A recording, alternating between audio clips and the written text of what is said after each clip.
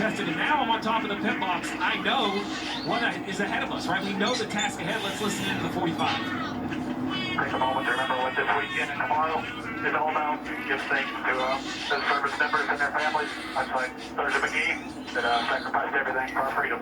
So the only reason we're able to do this.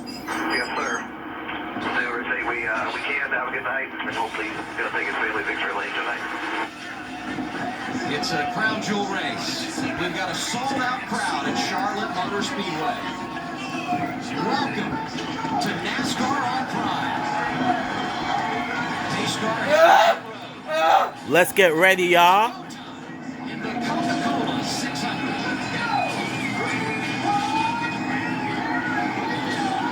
Biggity, biggity, biggity.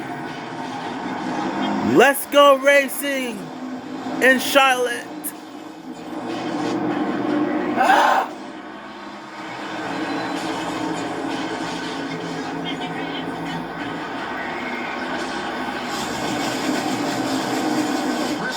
The early jump on Larson as they come down the back straightaway. To the outside, he looks in turn 3 and 4. Look at Larson. Straight out of that Indy car, right into the side. On the throttle. Gonna lead lap 1. Briscoe's gonna drive back by. Side drive down the front straightaway, a little ball out. This 19 car up the racetrack he goes. That's tight coming off of turn 2, side by side for the lead, down the back straightaway, lap 2. Big run here to the inside, 3 wide down into turn 3. Right on board Byron there, and there you see him to the inside. Briscoe lifting out of the gas a little bit, Byron's gonna clear.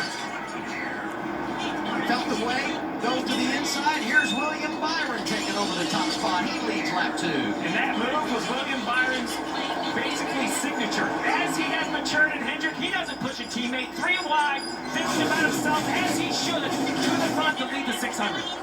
Picking up where he left off yesterday, dramatic ending in the Xfinity race. Byron wins it, his first victory here at his home track, and he's in charge right now with Larson behind him. Briscoe's trying to settle in here.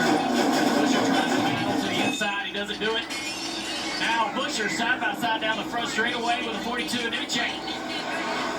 Nemechek's been running good over the last couple of weeks. A lot of excitement in this team.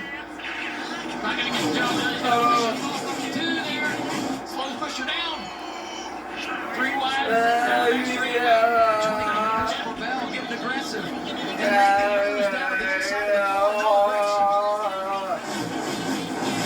Ready running the wall already up to 3 and 4, trying to make time.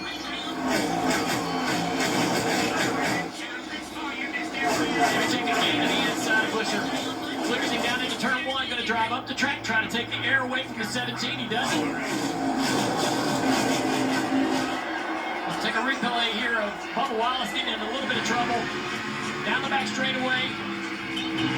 Oh, hit the gas a little bit, back end steps out. Into the wall. I love the simple thing. All good, right? You're going to have those sort of challenges all night long. There's no way you're going to run this sort of distance without making mistakes. You got to have that common voice. A driver is in the boat by himself. Don't make him feel that way. Be on the radio. Let him know you're supporting. Let him know you're here on board with Christopher Bell. Big run. What's he going to do with it? Nowhere to go.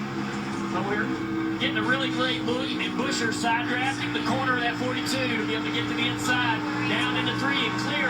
Off turn 4 the 42 and Nemechek back to the inside. What great racing between these 2 drivers. That crossover was nice. You talk about how good Nemechek has been lately. It's been at this style of racetrack, the intermediates for Legacy Motor Club and Toyota, the onboard camera giving us a front row seat as Reddick flashes by in that outside lane. Back to the lead here. Kyle Larson tracking down Byron. Byron to the inside is going to clear. Right on board with Larson here. HendrickCars.com, camera to the inside. The momentum's obviously on the top side of the track. The 24 should clear on corner exit here. But if Larson can get to the door of that 24, it'll make that outside car really tight off corner exit. And Byron would then have to lift. Larson can't follow him because the dirty air behind that 24, he wants that clean air under his car, so he offsets in the corner.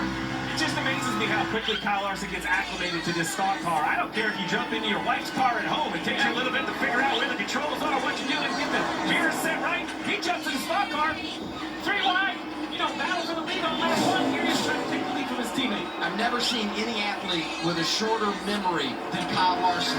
He can forget adversity like that. And here he is once again inside of his teammate. Driver 5 back on point with a little bit of a wiggle in front of Byron.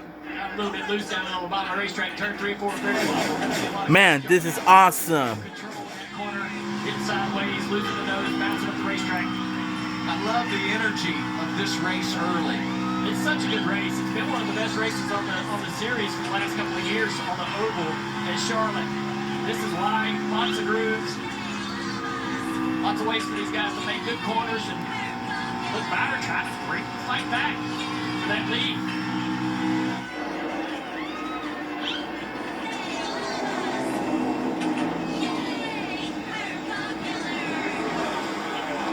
Well, I mentioned the day that Kyle Larson has had, much was talked about for the double. And I talked about the acclimation from car to car, but for Kyle Larson, he started his day in Indianapolis, and unfortunately just didn't go as he wanted. Kind of got in a bad air situation down on the bottom of the racetrack, spun around. Relatively hard contact with the back. You're going to jump on board with him right here. You see how quickly it comes around. He's just devastated. We heard him at the pre-race. Just disappointed with what could have been. That was his second chance to beat the He's going to have a I'm telling you, Reddick has been incredible early. Starts 12, drives it up to 3rd. That's impressive. It is. He was fast in practice. He liked to think about this guy using the top of the racetrack like he is here in 3 and 4. But he made that pass on the bottom of 1 and 2, showing good speed anywhere on the racetrack early. Well, we talked about it before we went green tonight, Steve. We heard reports from the pit lane. 23-11 has struggled lately. In fact, Reddick, 4 straight races outside the top 10. They need something good to happen in that camp. We want to come into the right spot for Tyler Reddick. 6 starts here, average finish just inside the top 8, so he knows how to be consistent. He's only led like 53 laps, though. You would think he would be more dominant at these high-speed tracks. I had him circled as a question mark.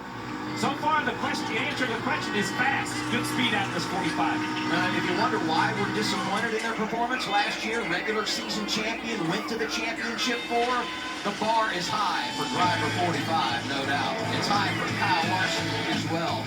And he's matching it right now, leading at Charlotte.